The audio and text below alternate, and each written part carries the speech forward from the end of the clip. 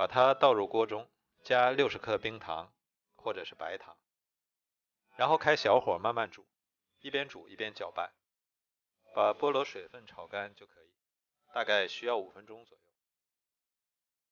像这样就可以了，酸酸甜甜的菠萝酱就做好了。装入碗中，放一旁备用。这是在冰箱里发酵了17个小时的面团，室温又发酵了半个小时，用手指搓动，不塌陷不回缩，就已经发酵好了。再把它取出来，移到案板上，再揉一揉排排气，再揉5分钟左右，把它搓成长条，像这样就可以。再把它分割成大小均匀的小面团，这里我分割了9份，再把每个小面团揉一揉，整理成圆形，像这样就可以了。全部都做好，先放一旁备用。再准备一个大碗，底部刷上食用油，放一旁备用。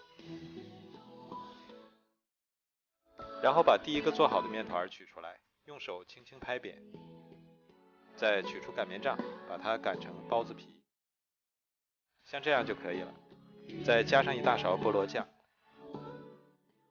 然后像包包子一样把它包起来，封口捏紧一点，防止漏馅。像这样就可以。再把它装入大碗中，全部都做好后盖上保鲜膜，2次发酵至2倍大。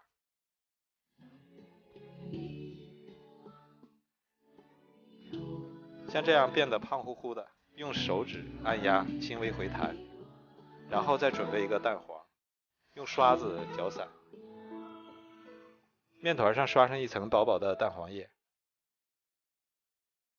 再撒点熟芝麻，点缀一下，好吃又好看。然后盖上耐高温的保鲜膜，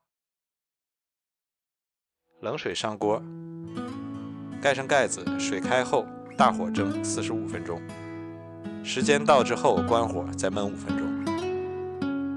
哇，好香啊，浓浓的菠萝香味。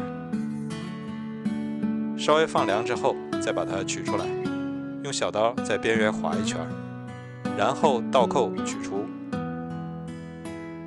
非常的松软，颜色也非常漂亮。我们掰开看一下，里面有一点拉丝，浓浓的菠萝香味，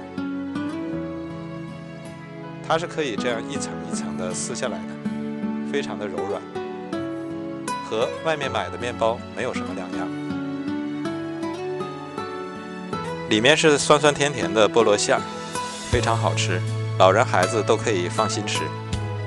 因为在冰箱里冷藏了1个晚上，面筋自然形成，不用揉出手套膜，也一样的松软拉丝。做法也是非常的简单，如果你喜欢，也来试试吧。喜欢我的视频就关注我吧，谢谢您的支持。